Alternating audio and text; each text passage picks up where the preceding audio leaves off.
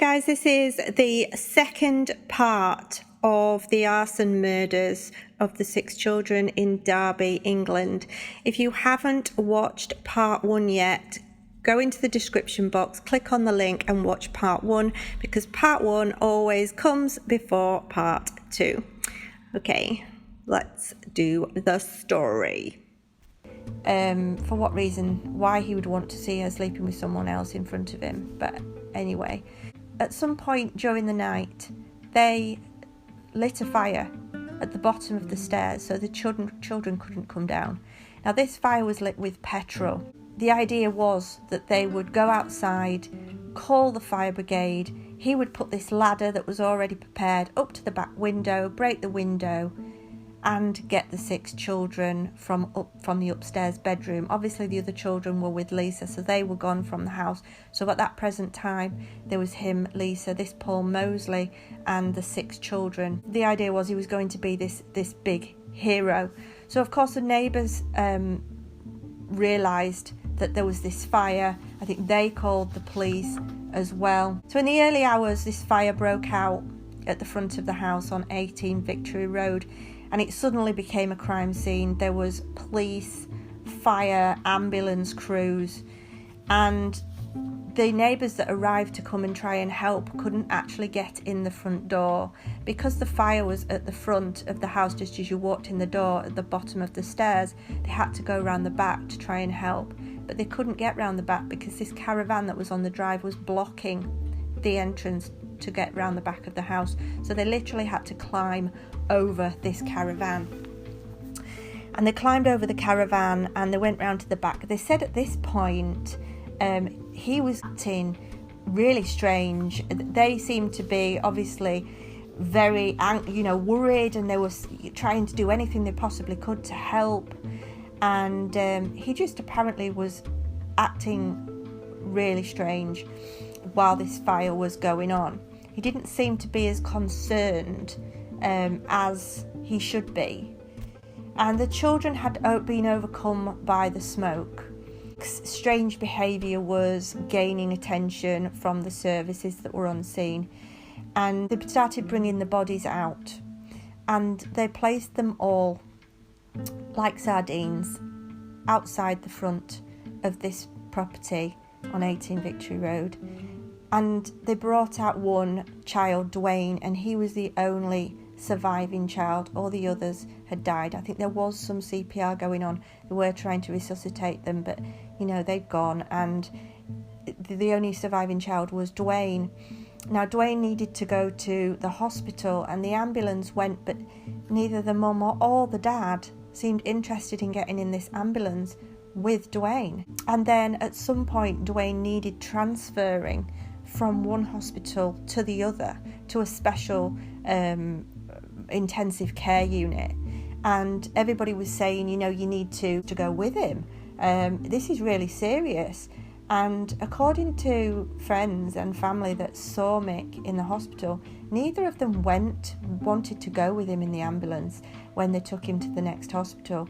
Phil was just too busy in the corridors, chatting the nurses up, trying to grab one of the nurses' bottoms and coming out with statements like, "This is what I like," when looking at nurses. And it's just his bizarre behaviour started to unravel. Family and friends were noticing it. The police were noticing it. And so they decided to get them in a police van, not to arrest them, but just to transport them somewhere. And so they put a device in there so they could listen in to the conversation between Phil and his wife en route. And they uncovered some quite interesting information when Phil turned round to Mariad in the back of this van and said, "Are you going to stick by your story? And I didn't mean to do this on my life." And when they looked up DNA and they took the clothing of Phil and Mariad, there were petrol additives found on the clothing. They did have, just before this, they did have like a press conference where they would ask the public for any information, and they seemed devastated. They were crying, they were upset, but there were no tears. And instead of asking the public for help in finding whoever had done this, he just spent all of his time thanking, the fire brigade, thanking the services, and he didn't even mention the 6 children, or the 5 children at this point, that had died.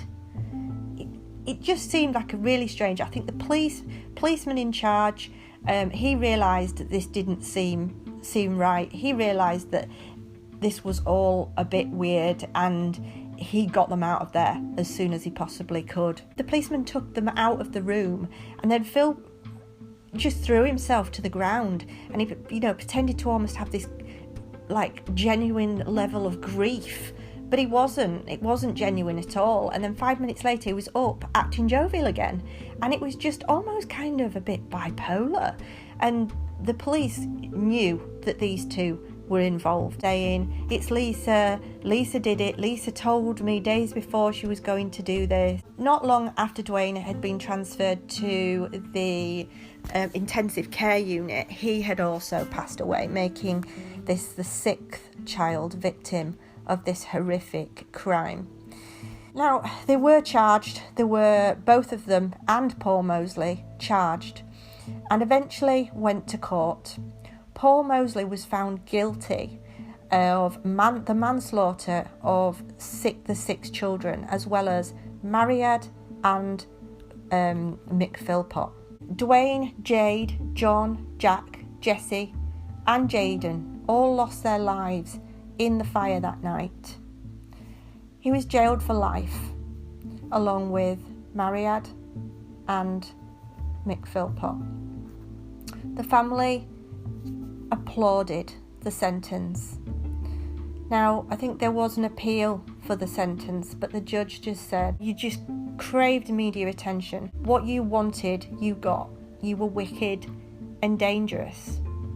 You were selfish, and you faked your grief. You had no moral compass, and I have no doubt that you were the driving force." The judge said about Mariad, "I accept you feel the loss profoundly of your children. They were the route to your fulfillment, and you loved them, cared for them. But you put Mick Philpott before your children, and with that, you lost them." As he was sentenced, and just before he was taken away, he gestured 2 fingers towards the public gallery. And I just thought this was just stupid. But this was Mick Philpott all the way along. He just didn't care. He just, as far as he was concerned, he was narcissistic. As far as he was concerned, he was right. Everybody else was always going to be wrong. And, if his plan had have worked, those children would have paid with their lives with terror, having to be rescued from their burning home. But instead they lost their lives completely. And this was due to Mick Philpott, Mariad Philpott and Paul Mosley. So now they're safely locked away in prison. Poor Lisa has to get on with her lives, and she has 5 children that now don't have a dad because he's locked away in prison. Although, after reading this through, they're probably a lot happier. Well, that is today's podcast. Well, thanks for listening, guys. As you probably noticed, that was uploaded from my podcast. My podcast link is in the description box. I uploaded that one because I thought you might like it.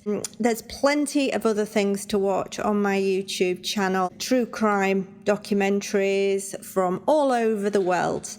Japan, England, Scotland, Australia, America, you name it. So check that out, and I'll be back with you again soon. Thanks, guys. Bye.